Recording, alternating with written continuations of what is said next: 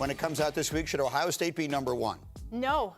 LSU had the best win of week 1. They went on the road into Death Valley, and they beat a team capable of competing for the national title as well. I think Ohio State is an extremely good team. But when I do this every week, I look at it through the eyes of a selection committee member, and no one had a better win than LSU.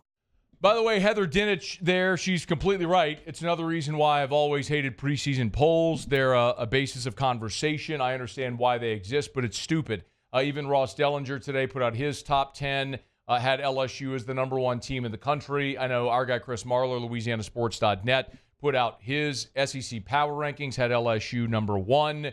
Yes, because if you're doing it based on merit and merit alone, there is no team in America that had a better win this weekend than what LSU did in Clemson, South Carolina, and it's not even debatable. Yes, based on a one-week sample, LSU should be the number 1 team in the country. If you're looking for polls and wondering why we don't see them today, it's because there's still another game. North Carolina plays TCU here on Monday night, Bill Belichick's debut, and after that, when week 1 is complete, then we'll have the polls. So we'll have the polls on Tuesday. Also, Brian Kelly's weekly press conference, which is normally on Mondays, with the Labor Day holiday, they always move it to Tuesday. So Brian Kelly will meet with reporters at noon on Tuesday. Of course, you'll hear that on 104.5 ESPN Baton Rouge, LSU Sports Radio Network.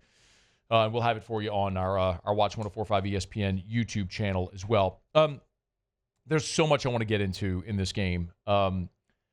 Peter Burns to start hour 2 as well. And we do have some Saints stuff to get into as New Orleans is into game week for the first time. The Saints NFL season opens on Thursday. The Saints will play Sunday in the Dome against Arizona. And if you missed it earlier today, the Saints cut former All-Pro special teamer JT Gray. And made a couple of roster shuffles. So we'll get to that a bit later in the show. 2 things in particular in this game that I want to talk about, plays, moments in the game, that have kind of been really heavily discussed among the LSU contingent. One was the sequence at the end of the first half. Now, Brian Kelly in postgame was not asked about that sequence and the decision that they made to go for it and what all transpired. There's 2 things that, 2 different angles I want to discuss this. One is simply the fact to go for it, which I hated. You called the timeout with 15 seconds left. So you're out of timeouts. There's 15 seconds left in the half. You're down 10-3 at that moment. And I understand a field goal doesn't get you within 1 score. It would still be a 4-point game. It'd be a 2-score game. But I think we all understood that LSU was going to have to find the end zone in this game anyway.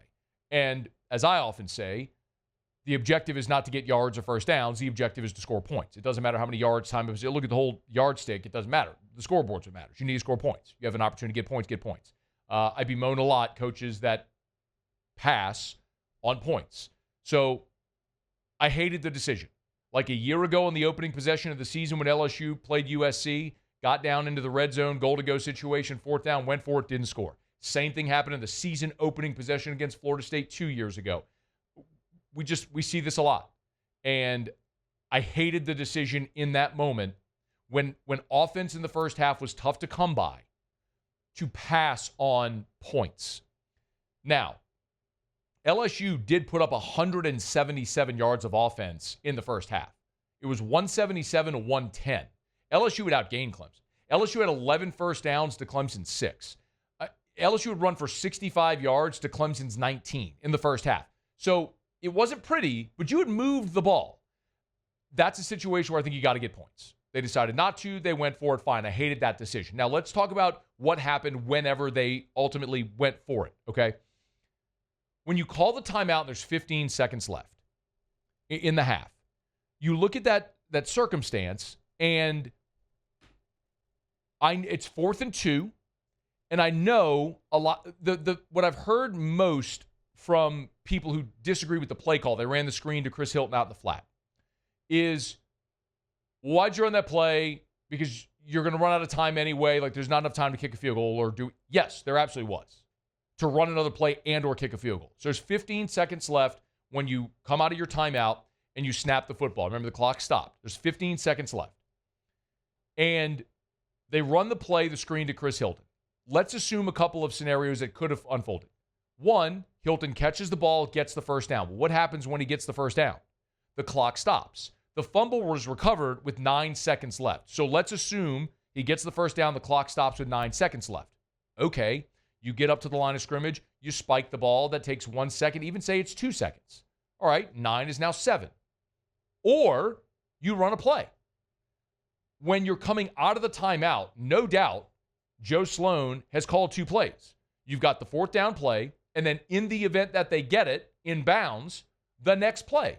And there's plenty of time to run a route into the end zone. And you have to tell Nussmeier one of 2 things happens. This is either a touchdown or an incomplete pass. You cannot throw an interception. You cannot take a sack. It's either you got your route, you throw the touchdown, and we score a touchdown, or you throw it away, it's an incomplete pass, and we kick a field goal. There's plenty enough time for that to happen. There's also a scenario, because Hilton's on the sideline, that if he gets it and gets out of bounds, the clock stops anyway. Now you're not worrying about it. You don't have to run up and spike the ball. You'll have 9 seconds to run a pass into the end zone, and if it's caught, great. And if not, you go kick the field goal. So I don't hate the decision to throw the screen. It just didn't work. They covered it well. Hilton caught it. They gobbled him up, and he fumbled. The play didn't work. But I don't hate that decision, because you've still got plenty of time to execute the things you want to execute. You're probably going to go run a jump ball to Trey'Dez Green, because you're doing that the whole time anyway, and they couldn't stop it. So, or whatever play they would have run. I don't hate the decision to run the screen. I hated the decision to go for it to begin with. But that's what Brian Kelly does. I don't know if, having seen his team now defend for 4 quarters the way it did, if that changes his line of thinking, where instead of going, man, 3, in years past, it was, man, 3s aren't going to get it done.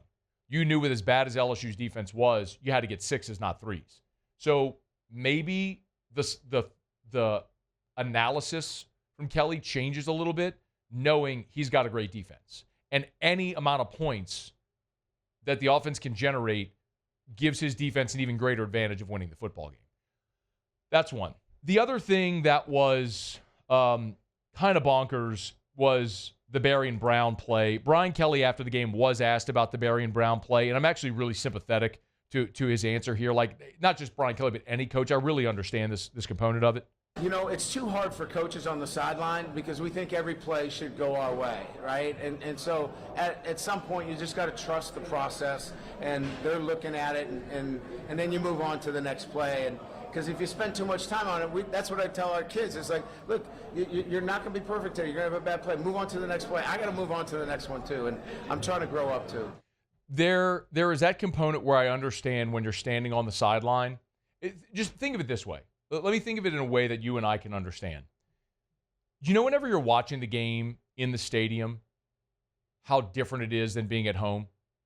When you're watching something real time, maybe you got a few pops in you, there's 80,000, 100,000 people screaming, you're all kind of caught up in the moment, wanting to go your way, but you're looking at whatever sight line you have. It's dramatically different than when you're at home and you have 10 different camera angles showing you everything in super slow-mo. It's different. You get a better look at home. So now imagine, not only are you not at home watching with all of the slow-mo, you're not even in the stands looking at the video board. You're on the field. And by the way, whatever the result of this call is, you've got to make the decision of what's next. So you're not super involved in the thought of this call. You're thinking, what are our circumstances for next? So I understand in the moment, coaches in a post game probably aren't going to have the best reaction to that. I want to know what Brian Kelly has to say on Tuesday when he meets with reporters after he's had a chance to look at this play 100 times and get the explanation from the league as to why it was called the way that it was. Now, I was watching South Carolina, Virginia Tech, and Nick Harbor had almost an identical circumstance unfold. If you weren't watching, Nick Harbor is a fantastic receiver from South Carolina who caught a ball, possession, foot down in the end zone. He's going out of bounds, and the Virginia Tech defender sort of swipes the ball, and as he's going down, it shifts a little in his hands. I think there's a pretty basic component here, which is with Barion Brown, he's got possession, a foot down in bounds, and then he hits the pylon. So when he catches the ball and possesses it with a foot down in bounds, then hits he becomes a runner. And when he hits the pylon, it's a touchdown. I mean, Bill LeMonnier, who was on the official who was on the broadcast with Fowler and Herbstreit, said the same thing. Like, it's a touchdown. I'm only a slight bit bitter because I might have had a Barion Brown anytime touchdown wager, which, yeah. What?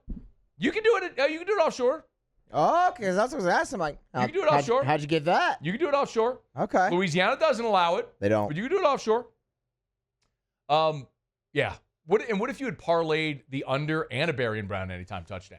That would be tough. That's a tough beat. That's a really bad That's a really beat. tough beat. Yeah. So I'm acknowledging. I'm just being transparent here. Okay. But like, can't we all agree?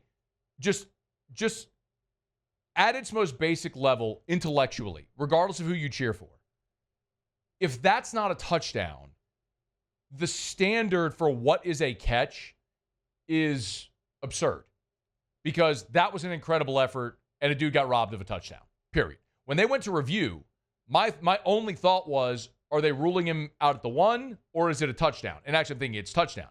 There was no part of my brain where they're coming out of review and I'm thinking they're calling this an incomplete pass. I sat there in stunned silence. The only correlation I can give you is Nola no call. Now, I understand there was way more on the line at Nola no call when that happened the way it did, but I'm just talking about my reaction, where I wasn't like throwing things or screaming or yelling. I was just sitting there in stunned disbelief that I saw transpire what transpired. But then I saw the same thing with Nick Harbor on Sunday in the game for South Carolina against Virginia Tech, and it's pretty clear, like, that's the way these officials see that. I don't know if they'll change the rule, but they should, because Barion Brown and Nick Harbor this weekend both got robbed of touchdowns. And if it happened on consecutive days, it probably happens every game day. It just doesn't happen to your team every game day. So you only become aware of it when it happens to your team. And if that's something that consistently happens, that rule's got to change, because both those guys scored touchdowns. And you're talking about scoring plays that affect outcomes and officials negatively involving themselves in those. So that was a tough scene. Also a tough scene was Brian Kelly getting trucked by a ref. Are you disappointed they didn't go show the replay? Like, so I didn't see it real time. My buddy who I was watching the game with. Oh, you didn't see Kelly like tumbling down the field? He saw it. And then I found it the next day on Instagram, and I was like, oh. Wait, did you find a wide shot of him getting run over? Yeah. Okay, I only saw the TV copy. I still haven't seen. I need to go check it then. Because they did, on the TV broadcast, they did not go show Kelly get trucked. I feel like they were kind of missing. It's week 1 for everybody, right? Yeah, the broadcasts, they didn't have their fat. Even Fowler and Herbstreit during the Barion Brown play, their discussion wasn't possession of the ball. Their whole thing was like, is he hitting the pylon? Like, they weren't even considering. So this is where Brian Kelly. There we go. Yeah. I mean, so Kelly's standing on the white and the ref's running downfield, chasing the play, and just trucks Brian Kelly. So I guess good on the ref. I mean, he's backpedaling. He was in a backpedal. Kelly's got something for him when he gets up, man. I mean, I don't really know if he's saying, did you not see me? Or I'll ask him tomorrow. Yeah. I don't mind asking him. Yeah, Coach, either in the press conference or after. I'll ask him. He'll answer. He'll tell me. Coach, will we see you in pads against Louisiana Tech? Probably not going to ask him that. But I am going to wear a sport coat tomorrow, because last week he made fun of everybody for being underdressed. So I'm not going to go suit, because I don't have a suit that fits me anymore. But I do have many very nice sport coats that fit me, and I'm gonna maybe I might go tie. Tie would be good. Necktie sport coat, because he's gonna be open collar, so I might go necktie, dress shirt, necktie, sport coat, slacks. Hey, thanks so much for watching. Please leave your comments. I love to interact, and be sure to hit the red subscribe button below.